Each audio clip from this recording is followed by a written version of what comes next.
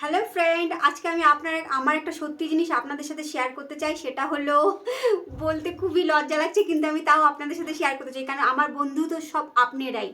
আজ আপনারা ছাড়া তো আমার কেউ নাই, সত্যি করে বলছি। তো শেয়ার করতে চাই এটা, যে এত বড় চিপস আমি কোনোদিন খাই নাই, তো আজকে খাবো। তাই ভাবছি আমার বন্ধুদেরকে দেখাই এত বড় চিপসটা আমি কী করে খাবো, সেটাই দেখাবো। কারণ আমি কোনোদিনও খাইনি এত বড় চিপস, প্রথমবার খাচ্ছি।